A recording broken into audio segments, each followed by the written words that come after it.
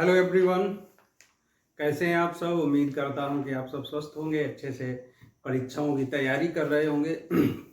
जैसा कि हम सभी जानते हैं, आजकल परीक्षाएं शुरू हो चुकी हैं। बोर्ड के परीक्षार्थी जो है अपनी बोर्ड परीक्षाएं देने लग गए हैं। उसके लिए आप सभी लोगों को शुभाशीष, शुभकामनाएं। और आज के इस वीडियो में हम लोग ये जानने वाले हैं कि पेपर को कैसे सॉल्व करना है। जब हम परीक्षा में जाएंगे तो पेपर कैसे सॉल्व करेंगे। कई बार क्या होता है कि बच्चे अपने आप को मैनेज नहीं कर पाते हैं, अपने आप को संभाल नहीं पाते हैं और समय के अभाव में पेपर छूट जाता है और उनके नंबर कम आते हैं। तो आज के इस वीडियो में बेसिकली हम लोग यही सीखने वाले हैं कि पेपर का आज के वीडियो में हम लोग सीखेंगे कि अंग्रेजी का जो पेपर होता है क्लास 12th का, उसका क्या पैटर्न होगा, कैसे हम उसे सॉल्व करेंगे, कहाँ से पेपर की शुरुआत करनी चाहिए, कैसे हम ज़्यादा नंबर ला सकते हैं। जी हाँ, मार्क्स कैसे ज़्यादा लाए जाएं, उसके लिए जो है हम पेपर को कैसे सॉल्व करें, वो तरीका आज हम जानेंगे। तो आइए सीखते हैं, समझते हैं कि पेपर को हम कहाँ से कैसे शुरू करेंगे। जैसा कि हम सभी जानते हैं, क्लास 12th अंग्रेजी का पेपर पूरे 100 नंबर का होगा और उन 100 नंबर के लिए आपको समय मिलेगा 3 घंटा 15 मिनट का। 15 मिनट आपको पेपर पढ़ना है और 3 घंटे आपको मिलेंगे पेपर को सॉल्व करने के लिए। आपका पेपर 4 सेक्शंस में डिवाइड होगा, सेक्शन ए, बी और सी और डी, राइट। तो आइए समझते हैं कि कैसे क्या करना है, समझ लेते हैं पैटर्न को पूरे और पहले क्या करना है। हमारा सेक्शन ए जो होगा वो रीडिंग होगा, कंप्रिहेंशन का होगा 15 नंबर का। अब बच्चे करते क्या हैं, आप लोग क्या करते हैं कि रीडिंग को बाद में करते हैं, ये गलत है। सबसे पहले हम रीडिंग सेक्शन ही करेंगे। वहां पर हमें 15 नंबर का होता है, तो 15 में से 12, 10 नंबर आसानी से मिल सकते हैं। तो सबसे पहले रीडिंग का मतलब जो कंप्रिहेंशन पैसेज दिया होगा उसे पढ़ना है और पढ़कर 4 क्वेश्चन 3-3 नंबर के होंगे, उनके आंसर लिखने पड़ेंगे और जो 3 क्वेश्चन होंगे 1-1 नंबर के, वो वोकैब बेस्ड होंगे, वोकैबुलरी पर बेस्ड होंगे। वर्ड मीनिंग हो सकते हैं, सिनोनियम्स हो सकते हैं, एंटोनियम हो सकता है, फ्रेज हो सकता है, वन वर्ड सब्स्टिट्यूशन हो सकता है, तो वो होगा, राइट। तो सबसे पहले जब पेपर करें, सॉल्व करने की शुरुआत सबसे पहले इसी सेक्शन से करें, तो ये 12 में 10 नंबर, 15 में 10, 12 नंबर आसानी से मिल जाते हैं। इसी तरह से जो हमारा अगला सेक्शन बी होता है, राइटिंग का होता है। यहाँ से भी हमें बम्पर नंबर मिलते हैं, कोई ज़्यादा कठिनाई नहीं होती है।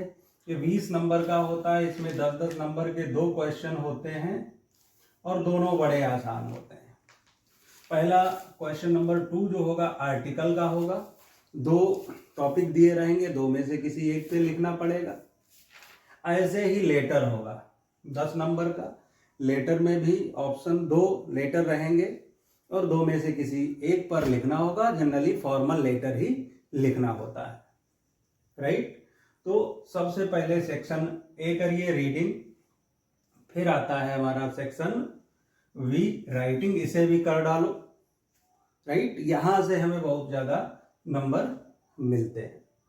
उसके बाद में हमारा सेक्शन सी जो होता है ग्रामर का होता है, राइट। इसमें ग्रामर में 4 नंबर, क्वेश्चन नंबर जो 4 होगा ये एमसीक्यू बेस्ड होगा, मल्टीपल चॉइस क्वेश्चन होंगे यहाँ पर। और इसमें क्या 5 नंबर के 2-2 नंबर के 5 क्वेश्चन होंगे एमसीक्यू टाइप। उसमें जो सही ऑप्शन होगा उसे आपको सेलेक्ट करना पड़ेगा। ये 10 नंबर का हो गया। फिर क्वेश्चन नंबर जो 5 होगा उसमें भी 5 क्वेश्चन होंगे 2-2 नंबर के, ओके। वो उनमें ऑप्शंस भी रहेंगे, लिखना पड़ेगा, ये भी 10 नंबर का होगा। और जो स्टोरी होगी हमारी वो होगी 5 नंबर की।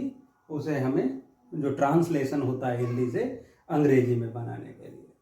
अब जो ये सेक्शन है, जनरली बच्चे करते क्या है, आप लोग क्या करते हैं, अभ्यर्थी क्या करते हैं, यहीं से शुरुआत कर देते हैं। और इसमें जरूरी नहीं सब कुछ सही हो जाए, लेकिन ये समय बहुत कंज्यूम कर लेता है और बाद में इनमें से कुछ ना कुछ छोड़ देते हैं। तो ये जो सेक्शन सी है ये सबसे बाद में करिए, ठीक है। पहले सेक्शन ए किया अनसीन पैसेज, उसके बाद में आर्टिकल लिखो, लेटर लिखो, और सेक्शन सी छोड़ दो। छोड़ने का मतलब ये नहीं कि परीक्षा में छोड़ के आ जाओ, ठीक है। ये सबसे बाद में सॉल्व करोगे, फिर आ जाओ सेक्शन डी पे, राइट। सेक्शन डी में क्या करना है, ये प्रोज के होंगे। क्वेश्चन नंबर 7 और 8 प्रोज शुरू हो जाता है। 7, 8, 9, 10 क्वेश्चन जो होते हैं प्रोज के होते हैं।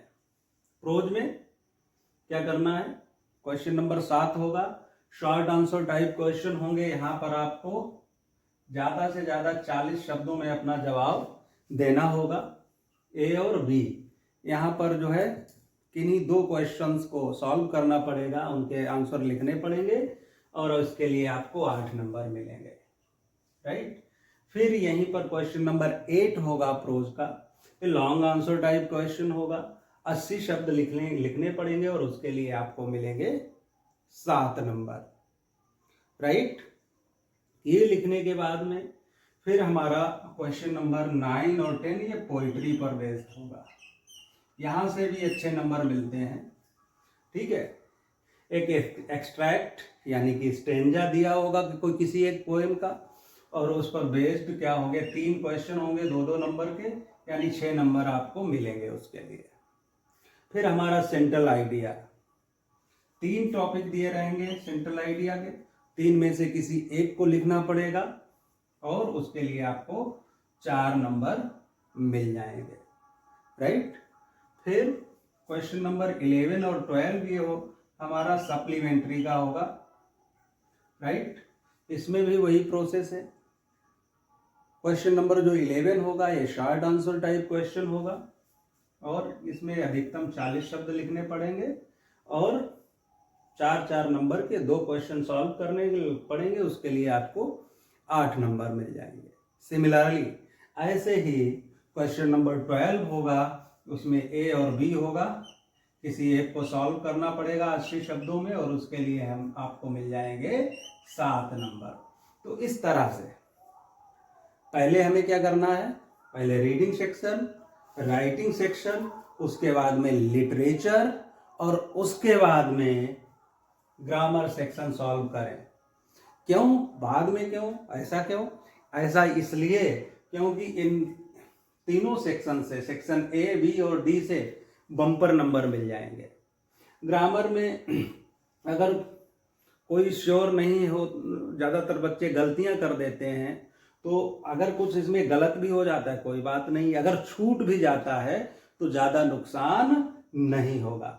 अब मान लो इनमें से कुछ छूट गया तो यहाँ से तो ज़्यादा नंबर मिलने वाले हैं, तो आपसे गलती हो जाएगी और आपके नंबर कम आएंगे। तो जी हाँ, याद रखिए सेक्शन ए, बी और डी पहले, सी सबसे बाद में। अगर आप ये पैटर्न फॉलो करेंगे तो आपके अच्छे नंबर आएंगे। एक चीज और बताना चाहूंगा कि कोई भी क्वेश्चन छोड़ के नहीं आना है, सारे क्वेश्चंस अटेम्प्ट करने हैं, सबको लिखना है, सॉल्व करना है। टाइम का मैनेजमेंट बहुत ज़रूरी है। अगर आपने समय पर ध्यान नहीं दिया तो आपसे हो सकता है गलतियां हो जाएं और आपका पेपर छूट जाए। तो सबसे पहले तो समय का विशेष ध्यान रखना है और इस तरह से अगर पेपर आप करेंगे तो गलतियां नहीं होंगी, अच्छे नंबर आएंगे और आप अच्छा रिजल्ट लेकर आएंगे। ओके, तो इसी के साथ best of luck to all of you. Thank you so much.